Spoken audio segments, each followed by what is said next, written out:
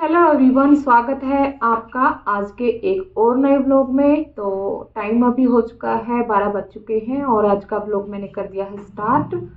और कल व्लॉग मैं नहीं डाल पाई थी क्योंकि कभी कभी टाइम नहीं लगता है तो व्लॉग नहीं डाल पाती हूँ, तो इसके लिए सॉरी।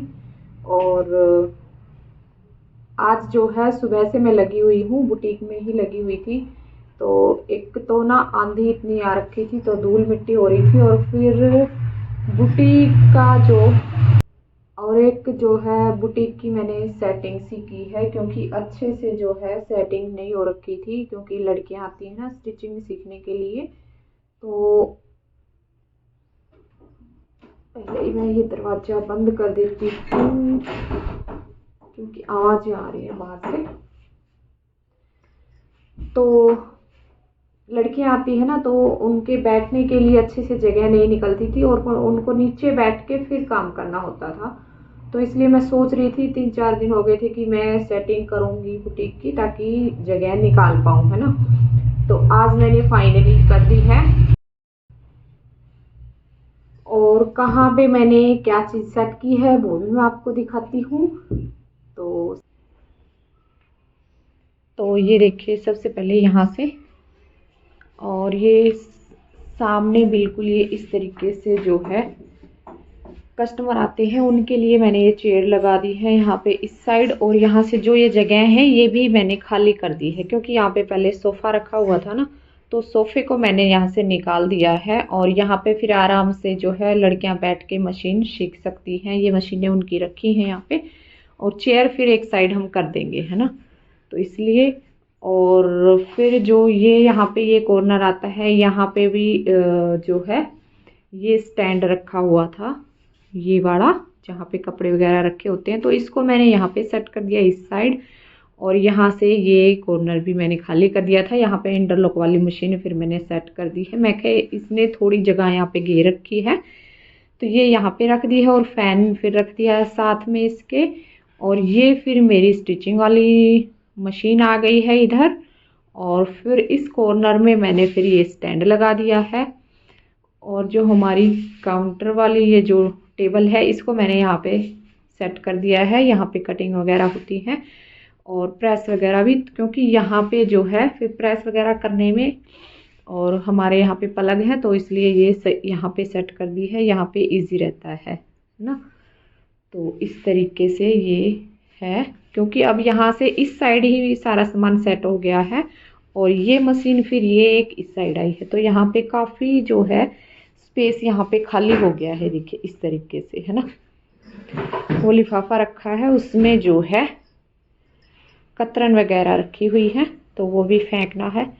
तो ये देखिए नीचे ही बैठ के कपड़े की कटिंग कर सकते हैं, क्योंकि लड़कियां जो है वो नीचे ही बैठ के कंफर्टेबल होती हैं, तो वो नीचे ही आराम से बैठ के और सीख पाएंगी, है ना। ये चेयर जो रखी है इनको फिर मैं इकट्ठी करके रख दूंगी एक साइड, और फिर बाकी सभी यहाँ पे ये देखिए खुला ही रहेगा।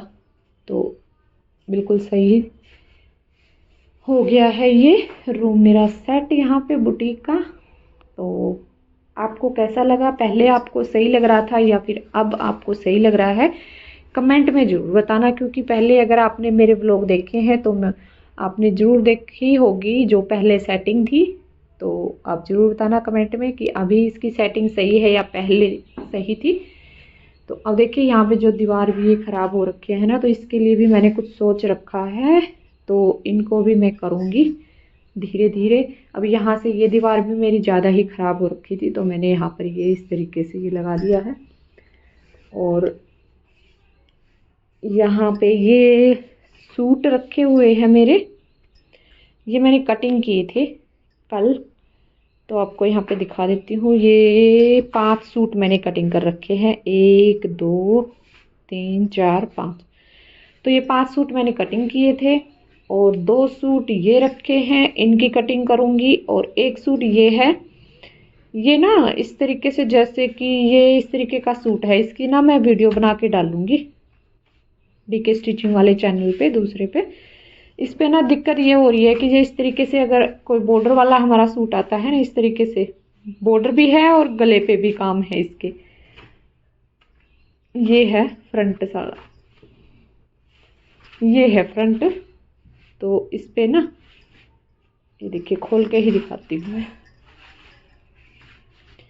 ये गले पे है जैसे पैच, और ये घेरा है ना, इस तरीके से ये घेरा है। तो इसमें पैच भी हम नहीं कटिंग कर सकते और घेरा भी हम कटिंग कर सकते हैं। वैसे जो ये बॉर्डर है इसको कट करके और ऊपर लगा सकते हैं, लेकिन जो कस्टमर है वो बोल रहे हैं कि जो ये फूल है मेरे, जैसे कि ये भी नहीं कटने चाहिए हमारे, ये भी मेरे को पूरे ही लेने हैं और बॉर्डर भी लेना है, और जो गले का ये काम है ये भी हमने रखना है। तो आप इसका कुछ सलूशन निकालिए। तो इसके लिए मैंने सोचा है कि इसका अपर पार्ट मैं अलग कटिंग करूँगी और नीचे से जो घेरा रहेगा वो मैं अलग कटिंग करूँगी, यहाँ से जॉइंट डाल के इसमें, यहाँ से। और फिर जो आजकल चल रहे हैं ना सूट, इसमें बीच में चुन्नट डाल दूँगी मैं। तो उस तरीके से बनाऊँगी ये सूट। तो इसकी वीडियो मैं अपलोड करूँगी डीके स्टिचिंग वाले चैनल पे। आपने अगर देखनी है इस तरीके के सूट की कटिंग तो आप ज़रूर देखना वहाँ पे। और अगर आपने मेरे इस चैनल को सब्सक्राइब नहीं किया है तो सब्सक्राइब कर लो, और डीके स्टिचिंग चैनल है जो मेरा दूसरा, उसको भी कर लो। अगर आपको वीडियो अच्छी लगती है वीडियो को लाइक ज़रूर कीजिए और शेयर भी कीजिए आप मेरे वीडियो को। तो ना बस इतना ही काम निकाल पाती हूँ मैं। ये देख लो लड़कियाँ आती हैं ना, उससे पहले अगर कोई सूट निकाल दूँ तो फिर ठीक रहता है, नहीं तो फिर मेरा पूरा दिन ऐसे ही निकल जाता है। क्योंकि अब 2:30 बज चुके हैं, तो अब वो गई हैं। तो फिर ये है ना उनको साथ साथ में फिर ये है ना उनको साथ साथ में बताना पड़ता है, और कटिंग वगैरह भी, स्टिचिंग भी। जैसे आज उन्होंने सलवार की स्टिचिंग की थी तो एक एक सिलाई उनको बतानी पड़ती है। तो इस वजह से फिर मेरा काम नहीं निकल पाता है उस टाइम। तो इसलिए आप सोचेंगे कि बस इतना ही काम निकाला आपने इतने टाइम में। तो वही लड़कियाँ जो हैं वो आती हैं स्टिचिंग वाली सीखने के लिए, तो उनमें मैं ज़्यादा बिजी हो जाती हूँ उस टाइम, क्योंकि उनको बहुत ही कम सिलाई आती है। उन्होंने पहले कभी मशीन भी नहीं चलाई थी, तो उनके साथ ज़्यादा टाइम देना पड़ता है मेरे को। और फिर उसके साथ साथ मैंने जो ये थोड़ा बहुत काम किया था, अब शाम के टाइम में काम निकालती हूँ 4 बजे के बाद। फिर देखती हूँ कितना क्या कुछ निकाल पाती हूँ, तो फिर आपको दिखाऊंगी अगले व्लॉग में।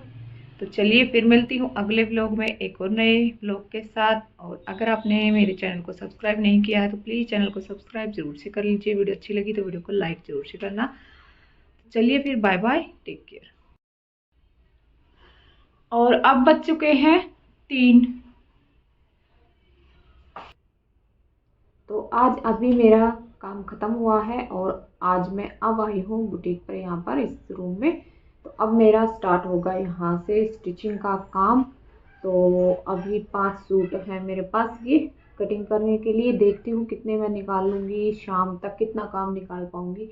और एक मेरे पास ना सलवार आई है, कस्टमर दे के गया है। तो ना उसमें दिक्कत है कि पहले उन्होंने बोल दिया कि आप सिंपल सलवार बना देना। तो बुजुर्ग की वो सलवार थी, कभी कभी पंजाबी निकलती है मेरे मुंह से। तो बुजुर्ग की सलवार थी वो। तो उसमें क्या हुआ कि अब वो बोल रहे हैं कि नहीं, ये बेल्ट वाली आपने बनानी थी, आपने सीधी बना दी। तो अभी एक सलवार आई है मेरे पास जो कि सीधी सिंपल सलवार है, और उसको हमने बेल्ट वाली बनाना है। कस्टमर ने पहले बोल दिया कि आप इसको सीधी सलवार बना दीजिए, और फिर उनका अभी कहना है कि नहीं, इसको बेल्ट वाली बनाओ। तो इस तरीके से कई बार काम हम बना देते हैं और फिर उसको दोबारा से बोलते हैं ना कि भी नहीं ऐसे बनाओ, फिर बहुत दिक्कत होती है और गुस्सा भी आता है। तो क्या कर सकते हैं, फिर करना भी पड़ता है ना। तो फिर देखती हूँ, मैं करूँगी, बनाऊंगी, दिखाती हूँ आपको सलवार।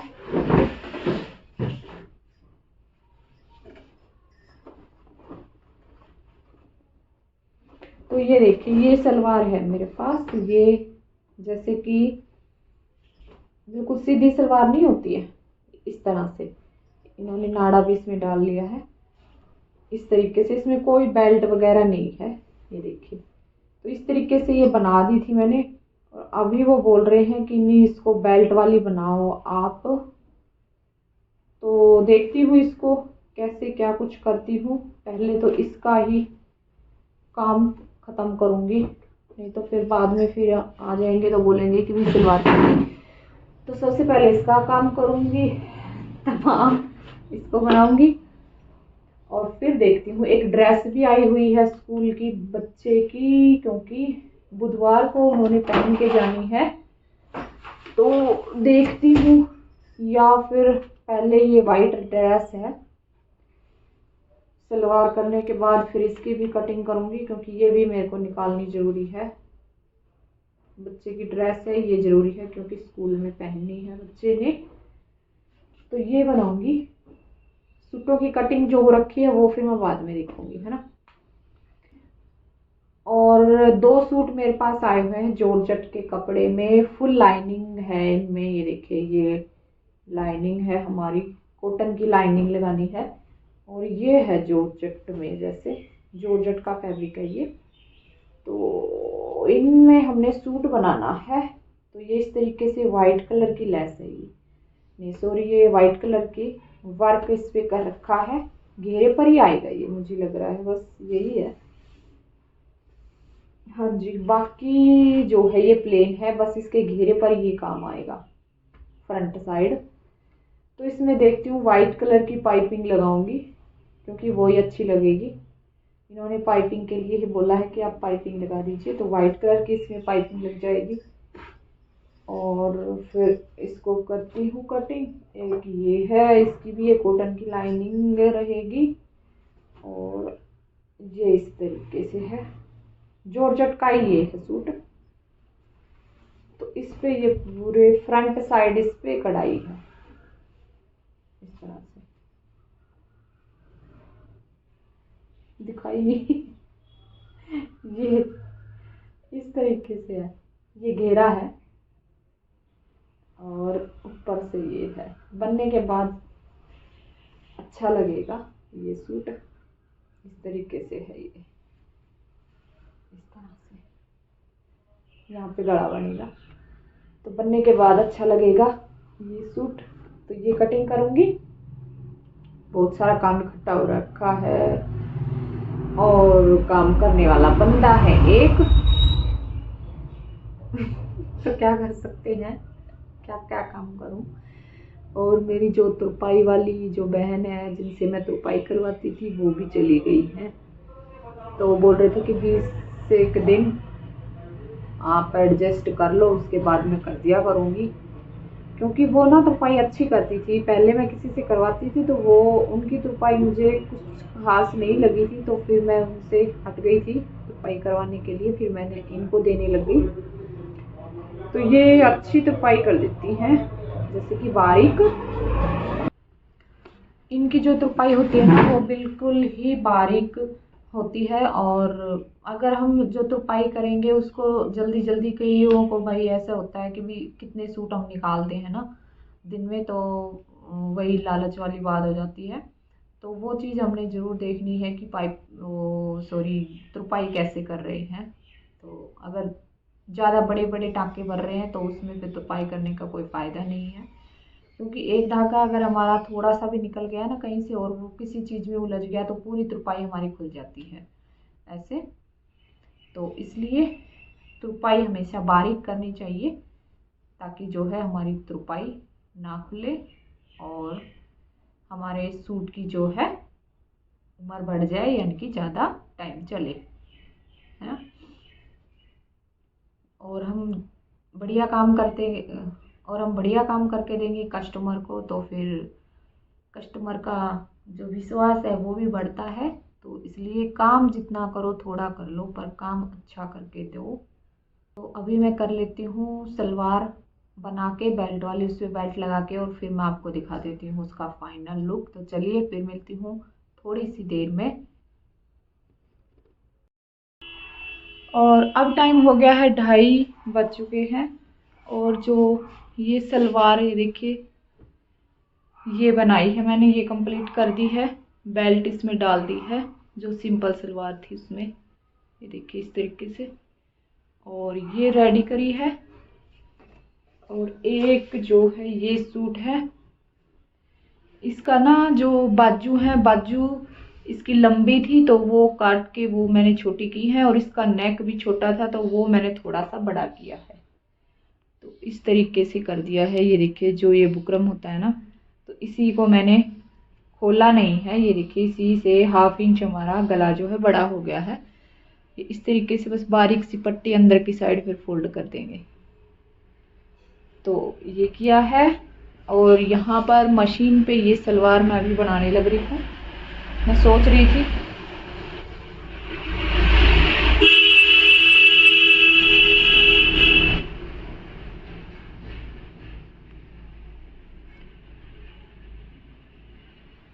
और यहाँ पे ये सलवार मैंने बनाने लग रही थी। इसके कड़ी पल्ले जोड़ के और पोंचे मैंने बना दिए हैं। एक पोंचा मैंने रेडी कर दिया है, एक जो है ये अभी बनाना बाकी है। तो इसको बनाऊंगी, बेल्ट जोड़ूंगी। और फिर अभी मैं उठ गई थी, मैं कहा बस अभी चाय पानी बना के आधा पौना घंटा रेस्ट करके और फिर मैं करूँगी बाकी का काम। और जो ये सूट हैं, ये वाले, ये देखिए ये वाले, इनमें से देखूंगी फिर मैं कौन सा बनाऊंगी, या फिर वो ड्रेस बताई थी आपको, ड्रेस बना देती हूँ।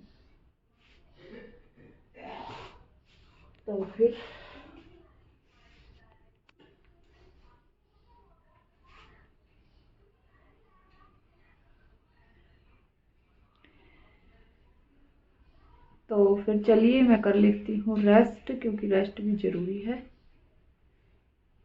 तो चलिए फिर मिलती हूँ अगले व्लॉग में एक और नए व्लॉग के साथ। तब तक के लिए बाय बाय, टेक केयर।